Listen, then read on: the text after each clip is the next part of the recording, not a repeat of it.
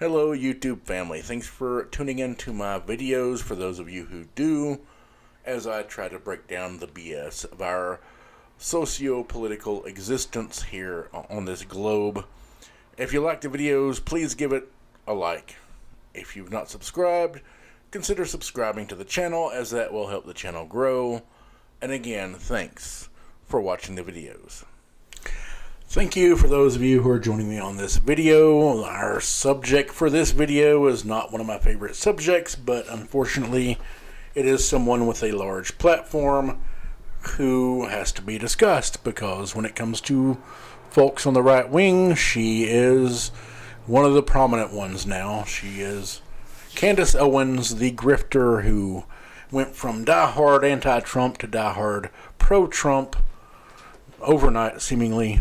And now she is one of these people that doesn't seem very well read, doesn't seem very well informed, but she carries around all of the right-wing talking points that she's picked up day by day, week by week, to regurgitate to the right-wing audience that gives her a platform. So right now, Candace Owens is embroiled in two different things. First off, she's being sued for $20 million. Candace Owens is being sued by a former GOP congressional candidate named Kimberly Klacik. Klacik was running in a Maryland district, which is a very blue district. She had, I would say, little to no odds of winning the race, but she did some, let's say, very goofy things to get on Trump's radar. She got endorsed by Trump, and she was hoping that his endorsement would lead to bigger and better things for her. But as I said, she was running in a very blue district, so the odds of her getting elected were not good. However, while she was running for this seat in Maryland, you had, and this is Kimberly Klacik. There was a Twitter spat between she and Candace Owens, and apparently Candace Owens had invited Klacik onto her podcast, and she didn't go on. And then Candace Owens criticized the Biden administration's choice to make Juneteenth a holiday. Kimberly Klacik kind of clapped back at that, and that started the Twitter feud between the two of them. And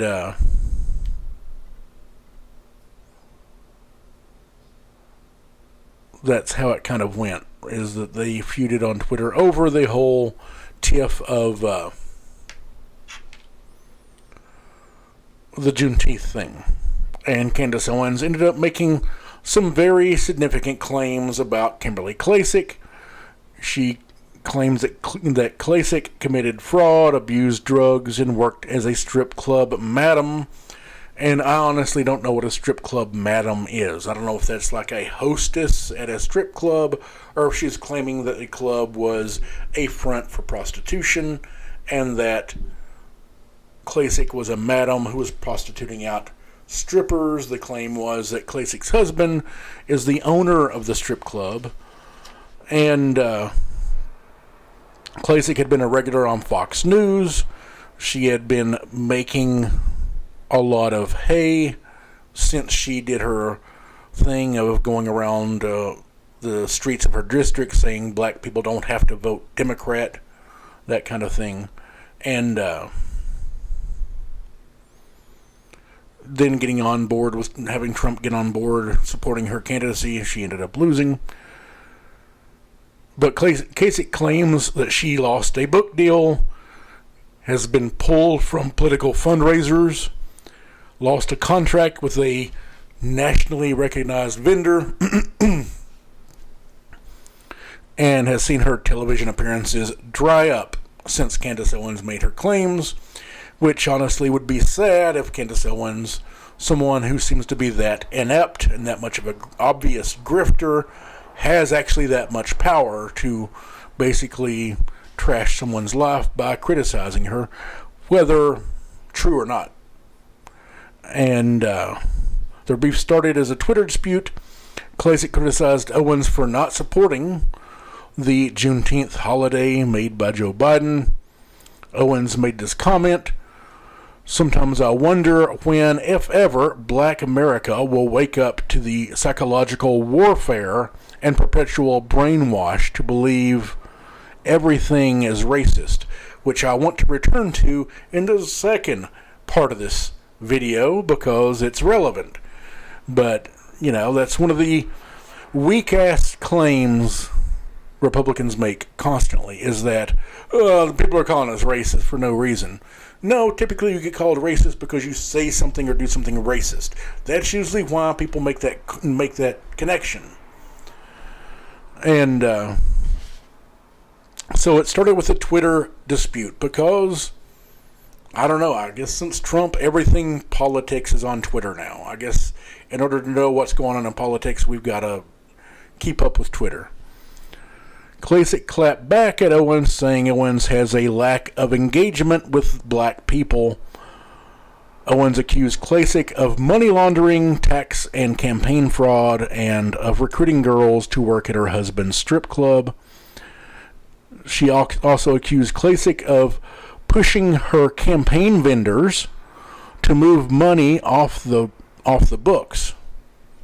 One of the claims Candace Owens made was that Kimberly Klacik and her husband were doing drugs with their strippers that work for them and customers in their strip club, even though, as Klacik's husband pointed out, the time she claims that the club was open and they were doing drugs, the club was closed because of coronavirus.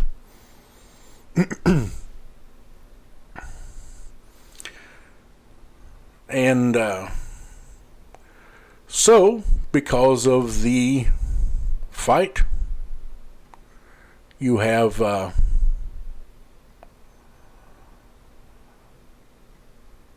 this lawsuit, $20 million. Klacik is claiming defamation. That's what the lawsuit is. It's a defamation lawsuit. And defamation lawsuits are difficult to prove. I mean, not only do you have to prove damages, but you also have to prove a certain level of intent to harm. And that's going to be, I would assume, difficult to prove in court, but who knows? Klacik is claiming she's going to go to court. She wants to play out in court because she believes the facts are on her side, and hopefully it will play out in court and we will learn what the truth is. That would be a novel thing in modern America. Here's a snippet of the Candace Owens video where she was criticizing Klacik. All of this quite ironically. So those of you that were following this, and a lot of people were commenting, didn't know what was going on, were like, oh, conservative infighting. I don't want conservatives to be infighting. You have no idea what you are talking about. This may have started as conservatives infighting. What actually is happening now is that I have stumbled upon something that no conservatives, or the majority of conservative Republicans don't know, the majority of conservative Republicans are not aware of, and that I'm actually going to invite all of you guys to join me in investigating, because there's so much here that it's overwhelming. Like, it's so overwhelming about Kimberly Klacik, and what the implications are here is that, where there's one, there's many. And so honestly, legitimately, if you have a pen and a paper, you might want to start writing some of this stuff down, because you're going to have to then investigate and keep it going. I'm not an investigative journalist, but this is the first time that I'm acting in that capacity. So I reached out to different people and, asked them to clarify what I was reading in terms of these documents to make sure that I didn't make any mistakes. And that was why I wanted to hold off on doing a live, because I didn't want to be irresponsible. And obviously the only reason I started this was because of what started as a petty Twitter feud that led me down a path with so many twists and turns. I'm just like, what is happening? This is crazy. All right, so let's start from the beginning. Obviously, there's been this random thing that keeps happening to me where a Black conservative will be running for Congress in a random district, somebody that no one's ever heard of, like, great, awesome. They do a catchy video, they raise a bunch of money, and somewhere along the line, they just start attacking me. Like, I'm not their candidate, they're running against in Congress, but they usually just kind of are trying to prove, like, I'm a different Black person than Candace, and I really care about Black causes. Like, I can probably say, and the irony being is that every single one of these Black congressional candidates has asked me for an endorsement, okay? Full stop. I could drop, it doesn't matter, this is not relevant today, I could drop it, but everyone messages me and says, ask me for an endorsement. Oh, love you, would love to connect. And then if I don't endorse them, because I actually believe that it's irresponsible to endorse people without knowing them and doing your due diligence, then suddenly it's like, I hate Candace and I'm just gonna keep hitting her. So this entire story obviously starts with, Kimberly Klacik. She notoriously ran in Baltimore. I think she's running again. I don't think she will be after this investigation in this video. But, she just came after me on Twitter one day and about me saying that Juneteenth is a scam. It is. Again, dailywire.com/subscribe. Use my code Chrissy. And tonight's episode, I will unpack why Juneteenth is a scam being orchestrated by Democrats. And it's not about celebrating Black freedom, but she was upset by these comments and she made an allegation about me and said that, Candace doesn't do anything with the Black community. I'm paraphrasing here, but Candace doesn't do anything for the Black community. She's not around the Black community. And I basically responded and was like, listen, I'm not, a part of the group of people that are grifting hundreds of thousands of dollars from Republicans. And it was this tweet that sent me on a search because she answered, and I want you to look into this yourselves. She answered and she said, well, I said to her, like, I run a charity. I raise money for, Black people whose businesses were destroyed during the Black Lives Matter riots, which I did. We raised over 6 figures for Black businesses that were destroyed. We obviously employ a ton of minorities. It's not a requirement. It just happens to be that usually, somebody on the ground will get super involved with Blexit, and then we'll say we should actually hire them as an employee. So right now, all of our employees, barring one, are actually minorities. It just, we're in over 30 states. We have state leaders all across the country, and we do a... Is that working? Is everybody getting me on? It just told me that this paused. Just want to make sure I get better service. I don't want to start this and then have people say that they can't see things. So basically, Blexit, we're having an event this weekend in Birmingham, Alabama. Like, there's just we are doing a ton of work, and I've worked really hard to build this organization over the last 2 years. We officially got our 501c3 last year. That's neither here nor there. So she responded to that and she made a comment that was really weird. She said, I have a charity and I have placed over 200 women, minority women, into job careers. And I thought that was a strange comment because I know how hard it is to get a charity off the ground. And, I just said something about that just didn't really sit right with me. I was like, oh, I've never even heard about your charity. Like, what is it? And I asked her for the name privately and publicly, and she didn't give it to me, but somebody in the comments gave it to me. And the charity, if you are using a pen and a paper right now, is called, what is it called? Something me, like particular me. It's like something weird like that. I can't think of the name. You guys can look it up. I can't even think of the name of the charity right now. Gosh, I should really have this on the tip of my tongue, but it's such a weird name. It's like P something me or whatever. And so I looked into this charity and, just asked her for the tax ID number tons of times. She was like, I can't get it to you right now. I'll get it to you later. Like, all of this stuff, just being like, hey, what's the name of your charity? This is great work. I said, she said that I don't have enough people on my show, from underserved communities. So I said, we'll highlight your charity, come on the show. And I finally looked into the charity because as a charity, you have to file all of your documents online, and it's very easy to discern what's a real charity and what's not.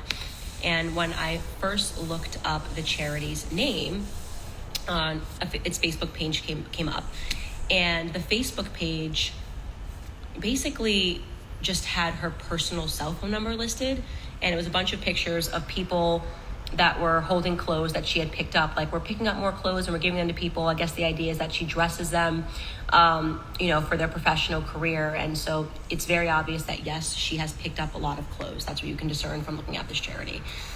Weird thing, though, is that when I pulled up the filings, despite this charity being around since 2013, she had only filed 3 tax returns, which is super unusual.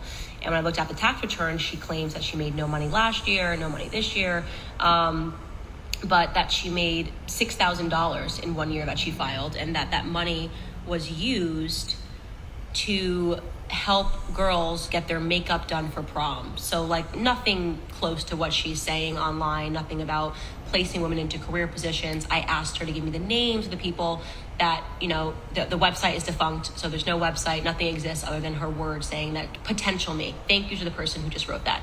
It was called Potential Me. So sorry guys, I just like blew my nose before I came on here.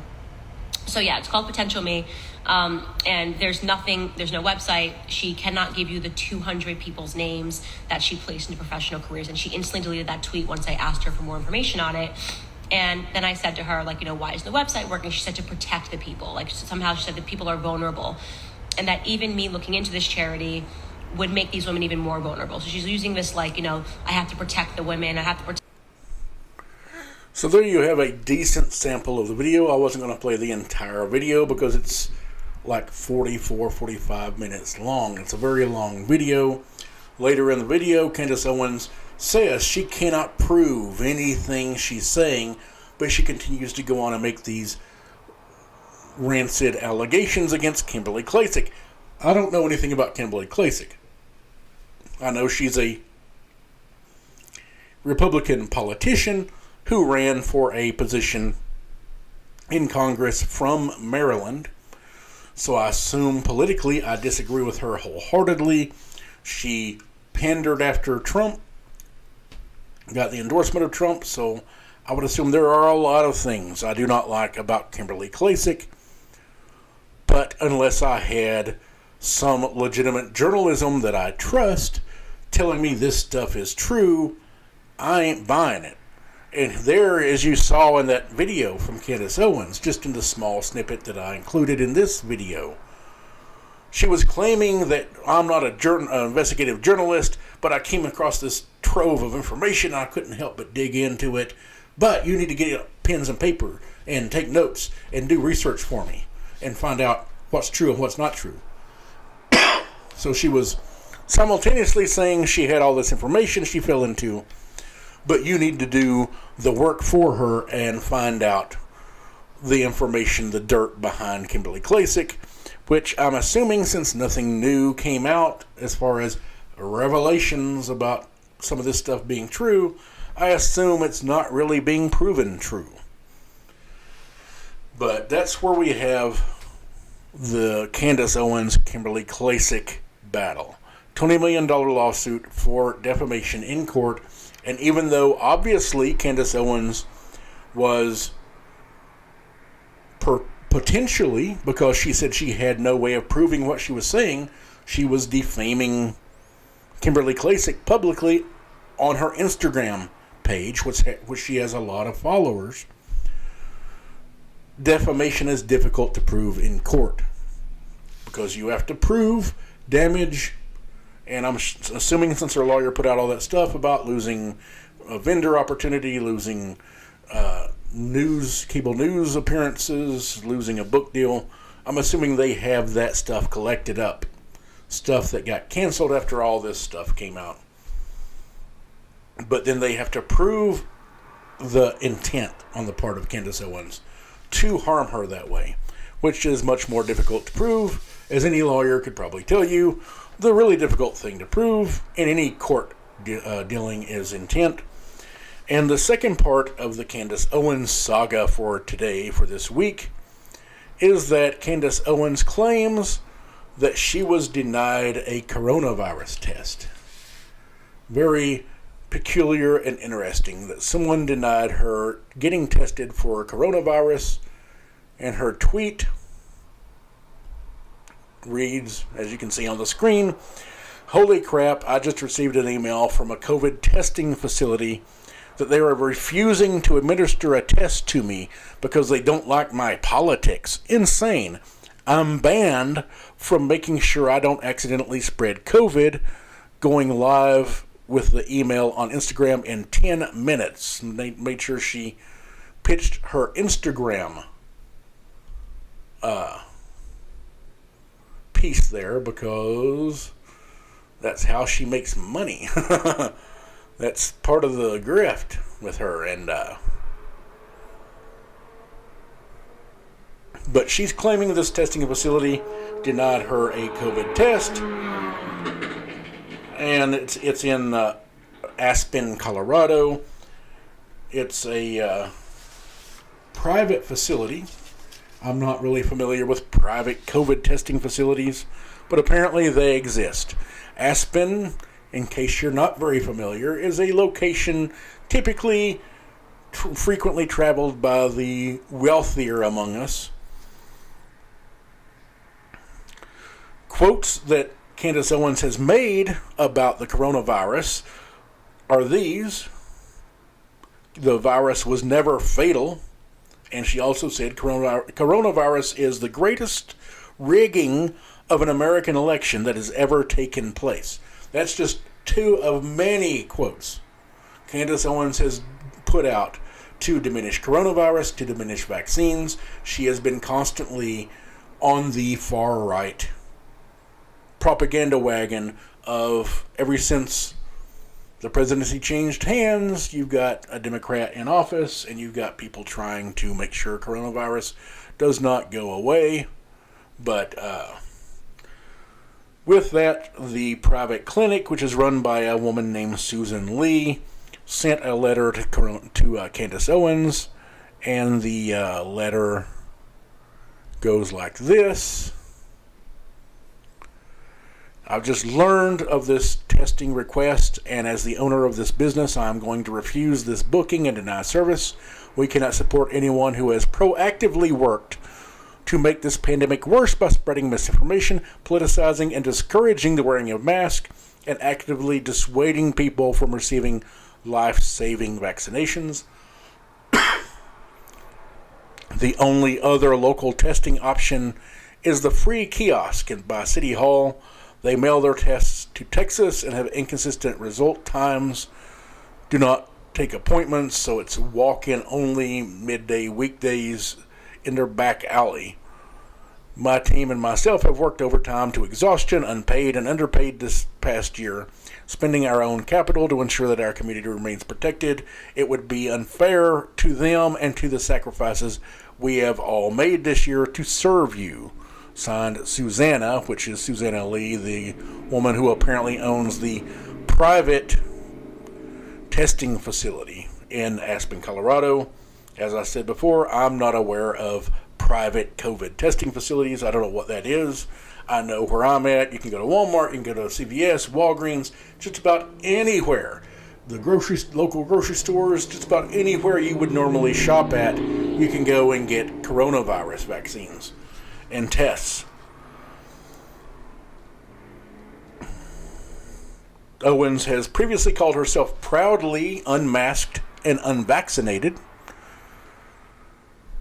And Owens called Suzanne Lee arrogant and emotionally unstable, which is potentially another lawsuit Candace Owens is racking up for defaming somebody by calling them emotionally unstable because they refused to give a coronavirus vaccine.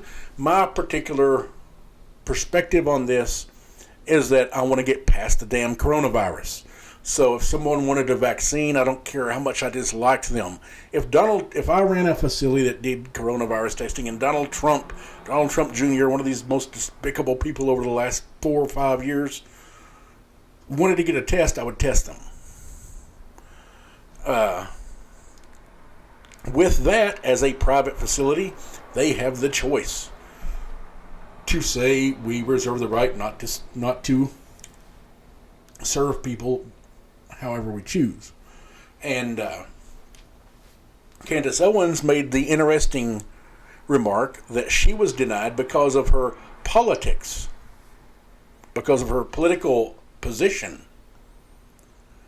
And so I guess she's saying that the Republican position is the idiotic position of don't wear a mask and don't get vaccinated. And because she has that perspective and pushes that perspective, she's being denied service. I would say she's pushing a perspective that probably frustrates a lot of people, particularly in the medical profession, I've done videos recently. There are doctors and nurses at wit's end because people are coming in deathly ill, having to get intubated and go into ICUs from a treatable illness that they could have gotten vaccinated a month ago, 2 months ago, and not had to deal with this. So I understand the frustration of people who are dealing with it. I understand the frustration of people who are saying, yeah, no, you're on your own. Good luck. You're pushing the wrong narrative. And one of the response tweets to what Candace Owens had put out was this. It's called karma, and it's pronounced ha ha ha ha. And honestly, that sums it up. I would say most likely for how a lot of people feel.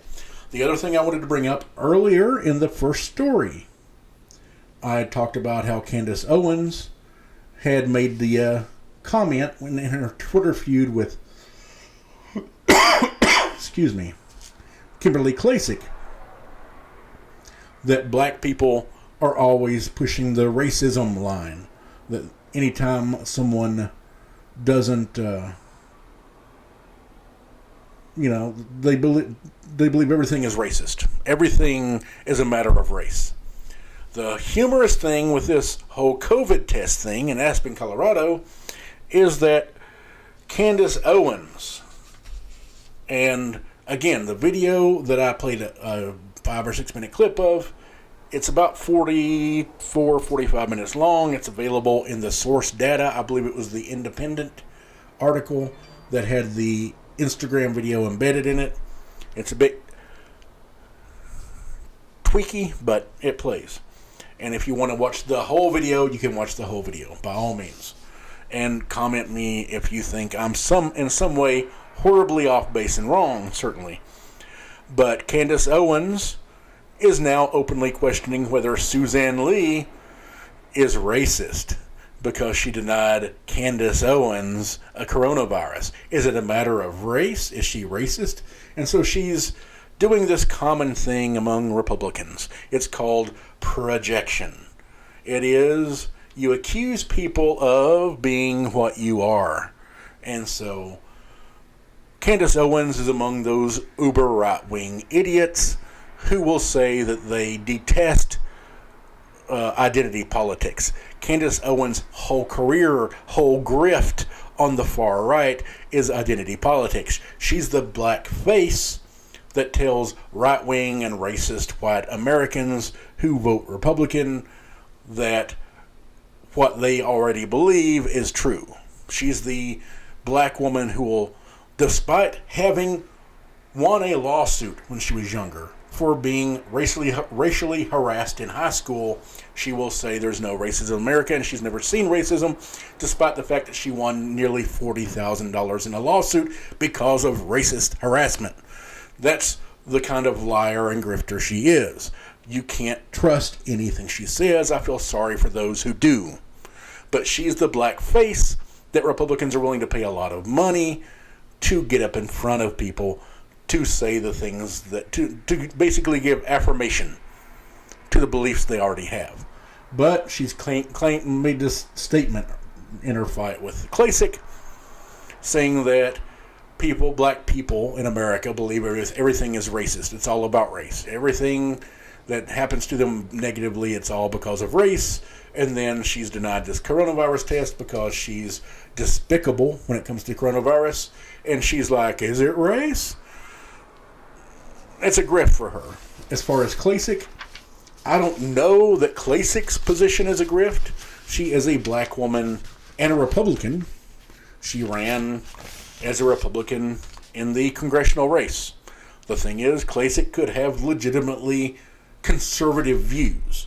Candace Owens had been completely on the left all her life until she found out the left was not going to give her a lot of money and prop her up as somebody special. However, the right will, as long as she says the right talking points, the right-wing and white supremacist talking points, she can make tons of money, and she is. She is making insane amounts of money. And good for her. She's making money. You know, it's unfortunate for this country because a lot of people are getting bad information. A lot of people are getting false affirmation of ignorant and racist belief, basically. That's what Candace Owens exists on the right for. Her whole grift on the right is the identity politics. Is because she's black. And I don't know that she attacked Klasick because she felt like Klasick was trying to move in on her territory, trying to be another black face that the right wing can push in front of people. But they had their tiff. That's in a lawsuit. Now she's got the deal going with the Suzanne Lee in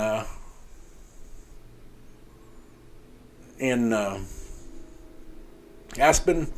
It looks like my battery's died, so I'm going to end this video here. Thanks for watching, and by all means, have a good day.